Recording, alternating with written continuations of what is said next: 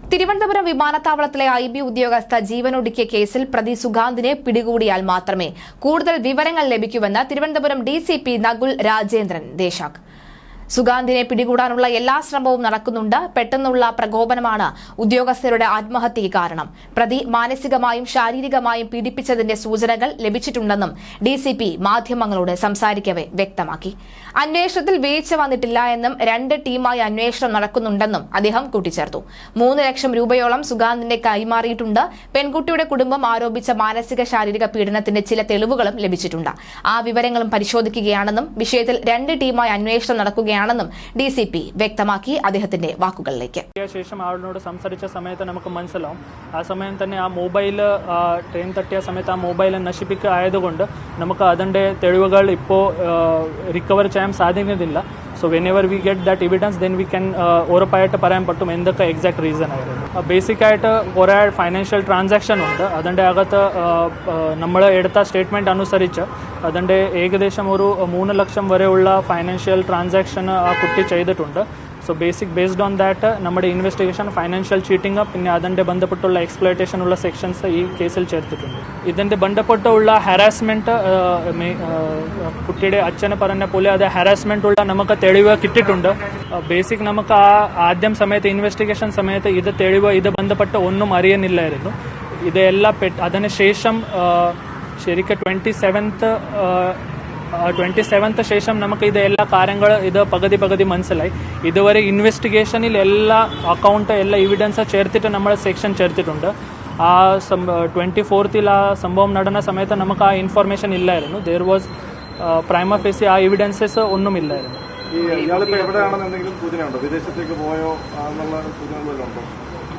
പ്രത്യേകിച്ച് നമുക്ക് ആ സൂചന ഇല്ല. ബട്ട് നമുക്ക് ലുക്കൗട്ട് സർക്കുലർ ഇഷ്യൂ ചെയ്തിട്ടുണ്ട്. ആൾ ഈ വിദേശത്ത് പോവാതെ വേണ്ടി നമുക്ക് ലുക്കൗട്ട് സർക്കുലർ എല്ലാ സ്റ്റേഷൻ തലത്തിൽ നിന്നും ഇഷ്യൂ ചെയ്തിട്ടുണ്ട്.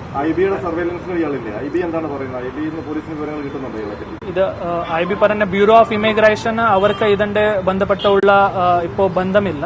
അവർക്ക് അവിടെ തന്നെ 24th ലാസ്റ്റ് അവർ ആളിനോട് കണ്ടായിരുന്നു. അതിനുശേഷം അവരുടെ ഈ സുഖാന്തോട് അവരുടെ കോൺടാക്ട്സ് ഇല്ല.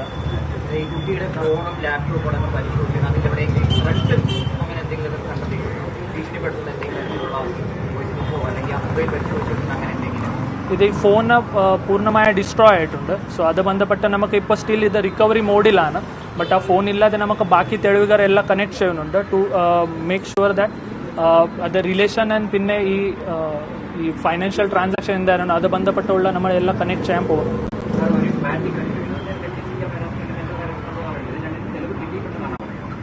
അതിൻ്റെ ബേസിക് നമുക്ക് കുറച്ച് ഇൻഫർമേഷൻ കിട്ടിയിട്ടുണ്ട്. But still based on the further നമുക്ക് ആ പ്രതി കിട്ടിയ ശേഷം നമുക്ക് എല്ലാ ഇത് പ്രതിയുടെ സ്റ്റേറ്റ്മെൻറ്റിൻ്റെ കൂടെ നമുക്ക് ബാക്കി ഉറപ്പായിട്ട് എന്തൊക്കെ നടന്നു അത് പറയാൻ പറ്റും.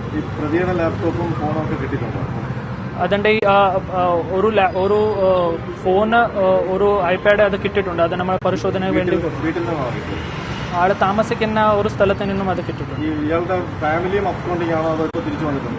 ഇയാളുടെ ഫാമിലി അബ്സ്കോണ്ടിങ് ആണ്. നമ്മുടെ ഒരു ടീം ഇയാളുടെ ഇവിടെ വീട്ടിലോ പിന്നെ ഇയാളുടെ റിലേറ്റീവ്സ് ഉണ്ടായുള്ള സ്ഥലത്ത് അവിടെ പോയിട്ട് അന്വേഷിച്ചു. അവരുടെ സ്റ്റേറ്റ്മെൻറ്റ് എടുത്തു.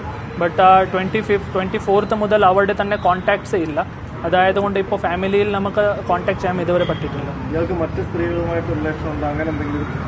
അതെല്ലാം അണ്ടർ ഇൻവെസ്റ്റിഗേഷൻ ആണ്. അതിൻ്റെ അത് ഉണ്ടെങ്കിൽ ഈ കേസുള്ള അതിൻ്റെ കണക്ഷൻ എന്താണ് അത് നമുക്ക് ഇപ്പോൾ കൂടുതൽ ഇൻവെസ്റ്റിഗേഷൻ ശേഷം മാത്രം പറയാൻ പറ്റും.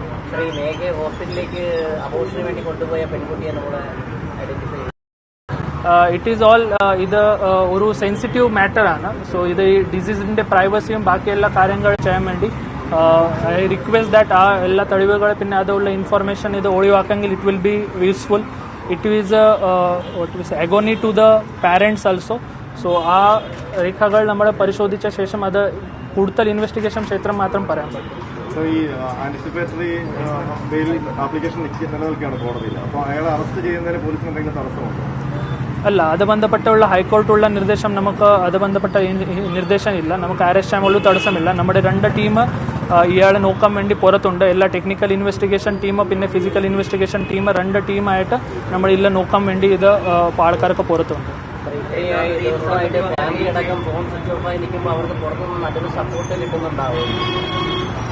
അതിൻ്റെ ആ സപ്പോർട്ട് ബന്ധപ്പെട്ടുള്ള ഇപ്പോൾ നമുക്ക് കണക്ഷൻ ചെയ്യാൻ ഒന്നും സാധിച്ചിട്ടില്ല.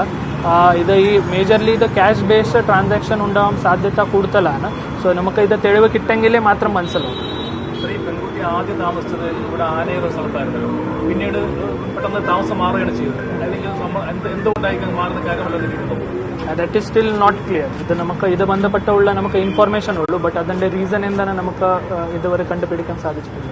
അപ്പം ഈ ഫാമിലി ആദ്യം മുതൽ തന്നെ സാമ്പത്തിക ചൂഷണത്തിന്റെ കാര്യമൊക്കെ പറയുന്നുണ്ടായിരുന്നു. പക്ഷെ അപ്പോഴും പോലീസ് കാര്യക്ഷമമായ ആ നിലയ്ക്ക് ഉള്ള അന്വേഷണം നടത്തില്ല. ഇയാൾ ആ സമയത്ത് വേണമെങ്കിൽ കസ്റ്റഡിയിൽ എടുക്കാമായിരുന്നല്ലോ, മൊഴിയെടുക്കാമായിരുന്നു. ഇത് ഈ നമുക്ക് എല്ലാ when the family have raise these issues that time തന്നെ നമ്മുടെ ഇത് ആള് നോക്കാൻ വേണ്ടി തുടങ്ങി. But that time before that only he was അബ്സ്കോണ്ടഡ്.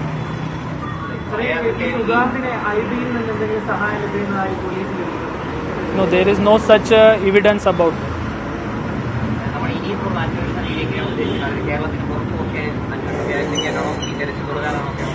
We are open to all investigation. It is not just restricted to Kerala. Wherever outside also, our investigation team are outside also to look for it. സുഗാന്തിന്റെ മൊബൈലും ലാപ്ടോപ്പും പരിശോധിക്കണം. മരിച്ച ഉദ്യോഗസ്ഥയുടെ phone തകർന്ന നിലയിലാണ് ലഭിച്ചത്. മാനസികമായും ശാരീരികമായും പീഡിപ്പിച്ചതുമായുള്ള ആരോപണത്തിൽ ചില തെളിവുകൾ കിട്ടിയിട്ടുണ്ട്.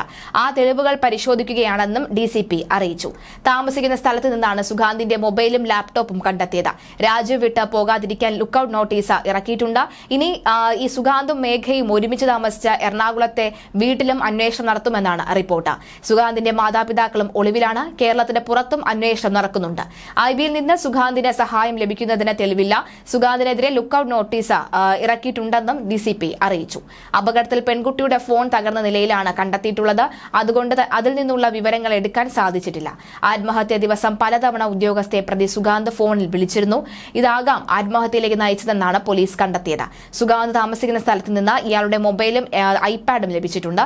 ഇവ കൂടി പരിശോധനയ്ക്ക് വിധേയമാക്കും. സുഗാന്തും മാതാപിതാക്കളും ഇപ്പോഴും ഒളിവിൽ തന്നെയാണ് ഉള്ളത്. ഇവർ രാജ്യം വിട്ട് പോകാതിരിക്കാൻ ലുക്കൌട്ട് സർക്കുലർ ഇറക്കിയിട്ടുണ്ട്. കേരളത്തിന് പുറത്തും ഇവർക്കായി അന്വേഷണം നടത്തുകയാണെന്ന് DCP വ്യക്തമാക്കി. പ്രതിക്ക് മറ്റ് സ്ത്രീകളുമായി ബന്ധമുണ്ടോ എന്ന് കൂടുതൽ അന്വേഷണത്തിലേക്ക് വ്യക്തമാവുകയുള്ളൂ എന്നും പറഞ്ഞു. കേസ് അന്വേഷണത്തിൽ വീഴ്ച വന്നിട്ടില്ല എന്നും DCP അറിയിച്ചു.